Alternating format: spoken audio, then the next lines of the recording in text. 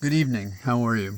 Well, I spent a good part of the day in a chair and was ultimately told that my eyesight is good and that there have been no changes in my condition and everything was very favorable. Of course, the dilated pupils meant I have more light in my eye for an extended period of time. So driving back from Baltimore, I had to wait a little bit, and I had dark glasses, etc. I know this is more detail than you want to know. I watched the beginning of the Democratic convention, and I was put off by the fact that we had a long prayer that was rich in political content, and I just think that's wrong. I mean, we either for the separation of church and state or not, and what are we hedging our bets? That really annoys me. But I know it's going to be a minor thing in the spectrum that is a Democratic convention, because I've been to a number of these, and there are sometimes magical moments in these conventions. I'm standing and talking to you, by the way, because not only did Jefferson tell me that it was raining, it is raining. So, although it's 72 degrees, which is very pleasant. What do I mean about the magic of a convention? Well, in 2008, I was a delegate for Hillary Clinton, who was running for president, and Barack Obama was as well. And a significant event before the convention was that Ted Kennedy passed the baton of leadership to a new generation, and he handed it to Barack Obama, if you will. Some were disappointed, but it made a lot of sense in a way that the context and the history would make that clear. I had somewhat of a history going back with supporting members of the Kennedy family, JFK as a kid, RFK when he ran for the Senate. But I was finally an adult when Ted Kennedy ran in 1980. So from 1980 forward, I had some association with Ted Kennedy. In fact, he actually contributed funds to my 1984 campaign for Congress. So I had a lot of affection for him, and this was known through the Virginia delegation. Like I said, I ran in 1984, and here I am in 2008. And at that point, Ted Kennedy was very, compromised. His health was compromised terribly.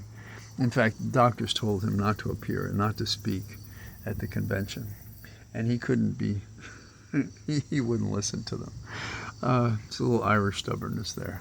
And his wife, she was very concerned that if he did it, because he was so fragile in a health way, an unhealthy way, that she just feared he couldn't make it. And he had a speech, and he kept it short, which I know he did not want to do. And it was interesting. When he took the stage, you could see his wife mouthing the words of the speech he was given. She apparently heard it, and he probably had to do this to convince her everything would be fine. And she and the dogs and the family were such a great element of his life. And here he was working for the rights of individuals to have health care.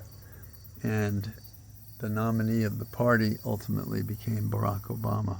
And he was going to do what he could to bring that all together.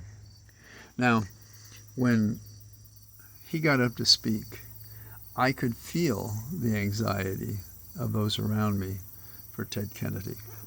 I could feel them concerned that this political war horse was probably making his last so public a speech at this convention. And all the other things before and after that were, for me, submerged in the experience of watching a man that I treasured deeply for all the good that he'd done in the Senate. The Senate was his place. He knew that place. He wrote legislation. He wrote it with Republicans and Democrats. He found ways to make things happen. And so, as he was speaking, I looked sideways and I saw a member who was a delegate in Virginia who knew me and had supported me and worked with me. And I could see he was looking at me sympathetically, affectionately, because it was like he knew and could feel, knowing me, how anxious I was for Ted as he spoke. And apparently others standing behind me had the same feeling, and they put their hands on my shoulders. And so this became a celebration, both on the large scale and intimately with the other members of the Virginia delegation. I expect, and it's early yet, but I expect what's going to happen is there are going to be these magic moments at this convention that's going to raise the soul and minds and hearts of Democrats in that convention hall and across the country who want to preserve and protect America, but also move forward. And so I think that this is a significant convention. They don't have a lot to fight about, but they have everything to agree about. And so we will see some of the best speeches to move us forward, I'm certain, in the days ahead. Now, I'm speaking to you before I've heard any of the speeches today, not just because of the rain, but because tomorrow I have to travel to participate in training in a mountain community where the bandwidth is not that great. About one of my issues, the Soil and Water Board, with other people. And so I don't know what my schedule will be in terms of communicating from Tuesday, Wednesday, Thursday. Thursday evening I should be back at my place. But what I want you to think about as you watch this is the passing of the baton is a complicated thing. It went from a general, Eisenhower, to a formerly but still young soldier, a vet, JFK, who then talked about the passage to a new generation. And it was the slogan during his 1960 campaign. And I saw him as a freshman in high school at the university gym, which got my attention. And then when he was assassinated, in a sense, he passed it on to Robert Kennedy.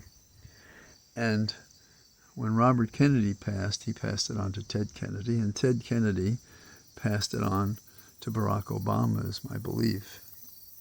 And Barack Obama and Biden found themselves with Harris, and Harris has now received the baton for a new generation of leaders.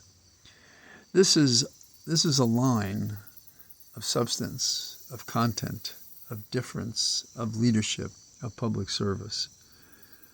This has the sinews of the strongest political muscle possible.